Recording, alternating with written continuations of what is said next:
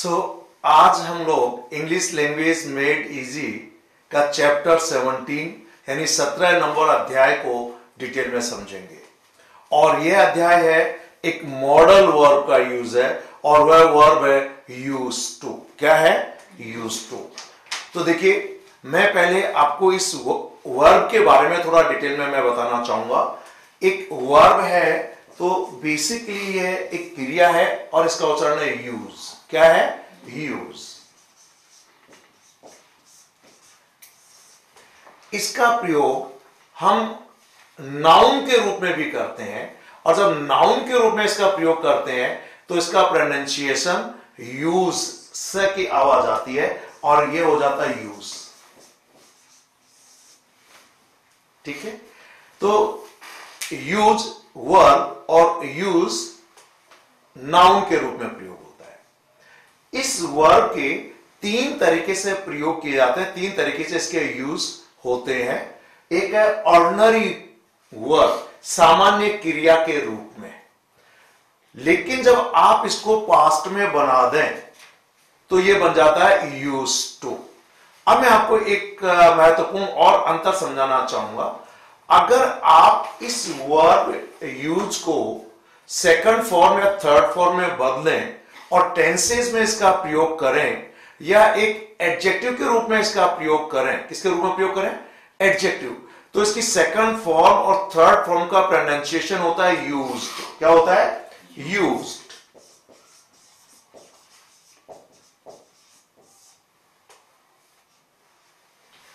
लेकिन जब इसको एक मॉडल वर्ब के रूप में प्रयोग करते हैं तो ये सेकंड फॉर्म जैसा लिखने में होता है, लेकिन प्रोनाउंसिएशन में, उच्चारण में ये इससे बहुत अलग होता है और इसका pronunciation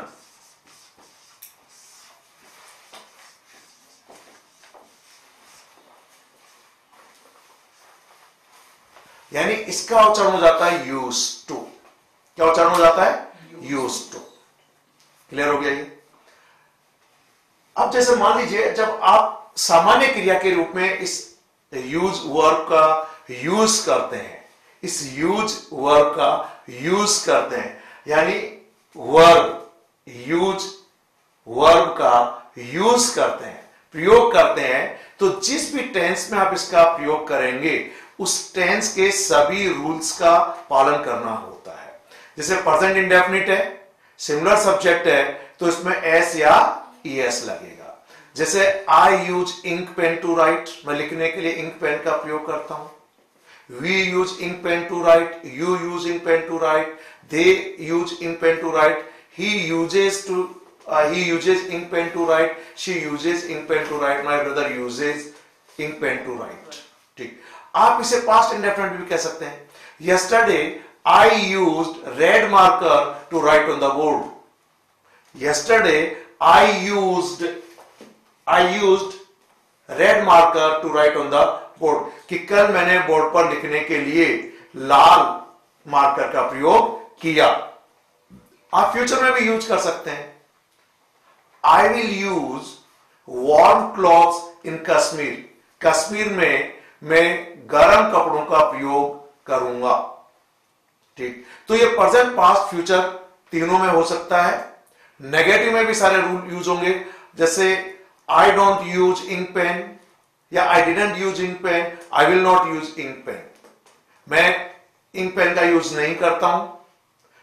I didn't use ink pen, मैंने इंक पेन का यूज नहीं किया। I will not use ink pen, मैं इंक पेन का प्रयोग नहीं करूंगा। तो जो भी आपके टेंस में इस वर्ब यूज का प्रयोग करना है, चाहे वह इंडेफिनिट हो, चाहे कंटिन्यूअस हो, चाहे परफेक्ट हो, चाहे परफेक्ट कंटिन्यूअस टेंस हो, आपको सारे उन नियमों का पालन करना पड़ेगा। जब आप इसके पास्ट पार्टिसिपल को एडजेक्टिव के रूप में किसी नाउन के पहले प्रयोग करते हैं तो भी इसका प्रोनाउंसिएशन यूज्ड होता है। जैसे आपने आजकल देखा होगा, पुरानी कारों का मेला लगता है, बेचते हैं लोग, तो लिखते हैं we sell used car here. So used car, पुरानी कार, यानी जो काम में ली हुई जो कार है वे कारें हम यहां पर बेचते हैं। ठीक है, यूज्ड क्लॉथ्स यानी प्रयोग या काम में लिए हुए कपड़े, यूज्ड बॉटल्स, काम में ली हुई बॉटल्स। तो बाकायदा आपको यूज्ड बोलना, क्या बोलना है? यूज्ड बोलना। ठीक, ये एक सामान्य क्रिया के रूप में जो वर्ब के रूप में यूज बोलते हैं और नाउन के रूप में यूज बोलते हैं, उसका प्रयोग किया। अब हम इसको पास्ट हैबिट बताने के लिए, जो चैप्टर 2 में हम बहुत डिटेल में पढ़ चुके हैं कि हमने कोई बीते हुए समय में काम किया तो पास्ट इंडेफिनिट, पर जब हम बीते हुए समय की कोई आदत बताते हैं या बीते हुए समय के कोई रिपीटेड या रेगुलर एक्शन बताते हैं, तो हम लोग यूज्ड टू का प्रयोग करेंगे कि हम बीते हुए समय में कोई काम किया करते थे लेकिन अब नहीं करते हैं।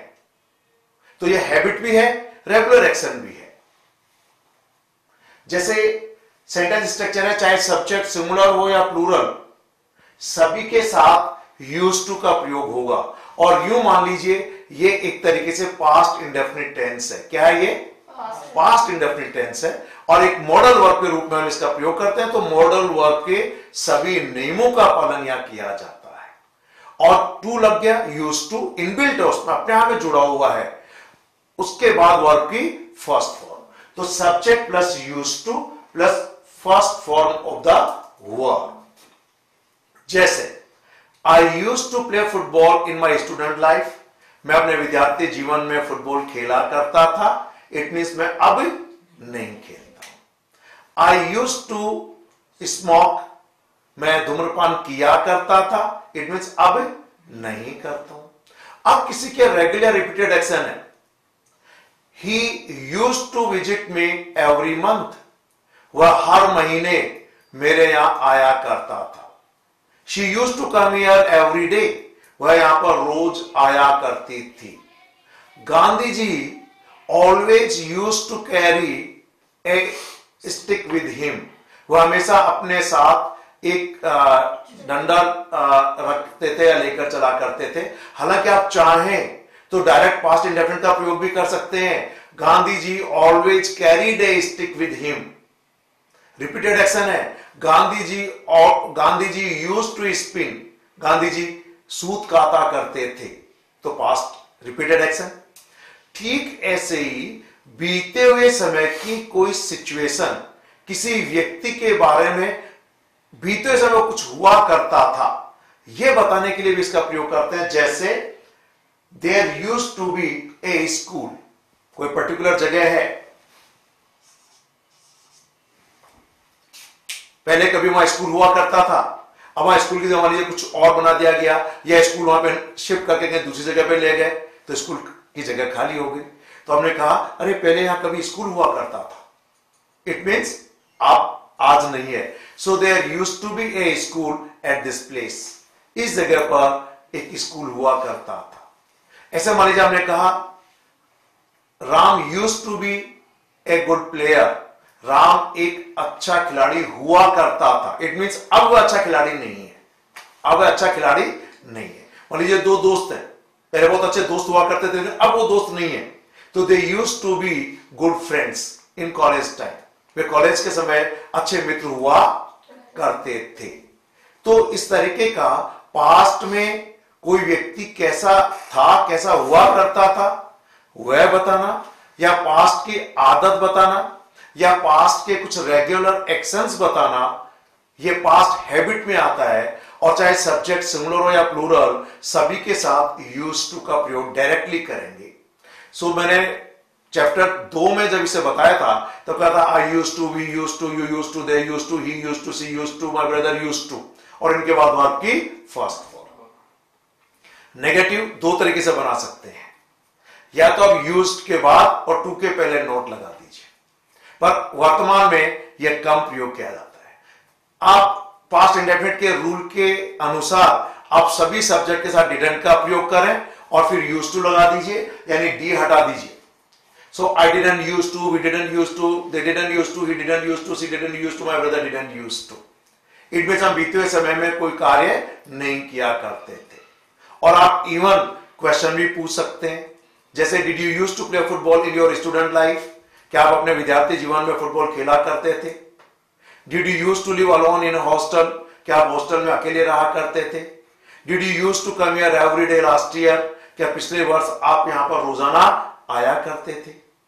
तो यहां पर यूज टू सभी सब्जेक्ट के साथ पास्ट हैबिट के लिए प्रयोग किया जाता है। यह चैप्टर 2 में डिटेल में समझाया गया है, मॉडल के रूप में किस तरीके से इसका प्रयोग होगा वह आपने देखा। हालांकि पास्ट हैबिट के लिए हम लोग वुड का प्रयोग भी करते हैं।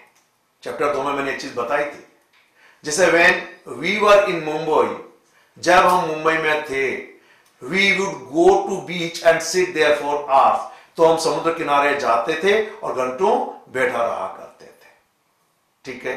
या कहा when I was a child, जब मैं छोटा बच्चा था, I would always go to temple with my grandfather, तो मैं अपने दादाजी के साथ हमेशा मंदिर जाया करता था। तो वुड से भी रिपीटेड एक्शन पास्ट के हो जाते। अब हम इसका एक और महत्वपूर्ण प्रयोग समझेंगे, जब इस यूज टू को एडजेक्टिव के रूप में प्रयोग करता है, विशेषता बताने के रूप में प्रयोग करता है।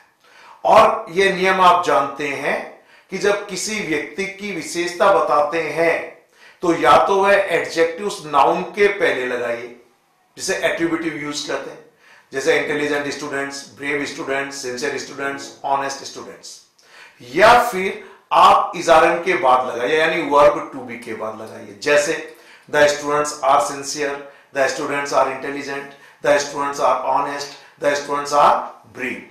तो यहां पर इस यूज टू का प्रयोग इजारन वॉज वर्ब के बाद करेंगे, यानी वर्ब टू बी के। और इसका प्रयोग होता है, जो हिंदी में शाब्दिक अर्थ होता है, वर्तमान में किसी भी कार्य करने का या किसी सिचुएशन या किसी बात का आदी होना, अभ्यस्त होना, फेमिलियर होना, means to be accustomed with something or to be habituated to something or accustomed to doing something या habituated to doing something, या कह सकते हैं to be familiar with something. Clear हो गया? एक एग्जाम्पल समझिए जो बोर्ड पे मैंने लिखा है। यहां मैंने लिखा they use to smoke, use to के बाद वर्ब की फर्स्ट फॉर्म है और मीनिंग है वे धूम्रपान किया करते थे। ठीक है। लेकिन जैसे यहां पे कहा they are use to smoking, देखिए स्मोकिंग अब यहां पर नाउन बन गया, जेरेंट बन गया। जेरेंट का मतलब वर्ब की कोई फॉर्म जो नाउन और वर्ब दोनों का काम करे। तो यहां पर जो मैंने इसका सेंटेंस स्ट्रक्चर लिखा है, देखिए subject b plus use to, या तो कोई नाउन या फिर कोई जेरेंट। और इसका ऐसी सिचुएशन में प्रयोग प्रेजेंट में भी होता है, इजारा में है तो, वॉज वर है तो पास्ट में। और यही नहीं, किसी चीज का आदि बन जाना, अभ्यस्त हो जाना, तो बनने या होने के लिए हम लोग बिकम और गेट का यूज भी कर सकते हैं। जैसे अपन कह सकते हैं कि I got use to the hot climate of Rajasthan, मैं राजस्थान के गर्म क्लाइमेट का आदी बन गया। मैंने कहा very soon you will become use to the climate of Mumbai, कि बहुत जल्दी ही आप मुंबई के क्लाइमेट के आदी बन जाएंगे, यानी आप उसके आदी अभ्यस्त हो जाएंगे। क्लियर? तो ध्यान दें, किसी चीज का या कोई कार्य करने का वर्तमान में आदि होना, इजारे के बाद यूज टू प्लस नाउन या आईएनजी फॉर्म। पास्ट में was were plus use two plus noun या आईएनजी फॉर्म। फ्यूचर में विल और शैल का प्रयोग कर देंगे। कई बार हम लोग सामने बातचीत में कहते हैं ना, सर मैं तो इसका यूज टू हो गया हूं, तो यूज टू हो गया हूं मीन्स इसका आदी हो गया हूं, यानी मेरी आदत में आ गया है। ठीक, तो यहां पर ये एडजेक्टिव के रूप में प्रयोग किया जाता है और बहुत डिटेल में ये अपनी book English language made easy के चैप्टर 30 नंबर चैप्टर में यूज टू को एज एन एडजेक्टिव कैसे प्रयोग करते हैं वह बहुत विस्तृत रूप से डिटेल में समझाया गया है, तो आप इसको जाकर पढ़ें। अब ध्यान दें, देखिए मैं competitive examination point of view से, और अधिकांश विद्यार्थी इसमें कंफ्यूज्ड हो जाते हैं, उसके बारे में बता दूं। वो इसलिए होते हैं कि यहां पर डायरेक्ट सब्जेक्ट के बाद यूज टू आता है। और फिर वर्ब की फर्स्ट फॉर्म। पर वहीं आप जाके देखते हैं इजारों के बाद यूज्ड टू आ गया और फिर आईएनजी फॉर्म या नाउन आ गया। तो उन्हें लगता है क्या इसके साथ इजारम भी लगता है क्या? तो लगता है, लेकिन कैसे, किन सिचुएशन में, वह समझना चाहिए। एक एग्जांपल और लेते हैं कि बीते हुए समय में किसी कार्य का आदी होना, जैसे I used to eat spicy food, मैं मसालेदार भोजन खाया करता था। यानी मैं एक तरह से मुझे आदत थी कि जब भी खाना खाता था वो मसालेदार हुआ करते थे। सो सेंटेंस बनाया I used to eat spicy food. Used to के बाद वर्ब की फर्स्ट फॉर्म है I used to eat spicy food. पर मान लीजिए मैं कहना चाहता हूं कि वर्तमान में यानी आज मैं मसालेदार भोजन खाने का आदी हूं, हैबिचुअल हूं, तो फिर हम बोलेंगे I am used to eating spicy food. तो अब देखिए अंतर हो गया, I used to eat spicy food, I am used to eating spicy food. यानी एक में आदी था, पहले खाया करता था, लेकिन एक में मैं आदी हूं। एक और एग्जांपल लीजिए, जब मैं कहता हूं आई यूज्ड टू स्मोक, मैं धूम्रपान किया करता था। आई के बाद डायरेक्ट यूज्ड टू और उसके बाद वर्ब की फर्स्ट फॉर्म।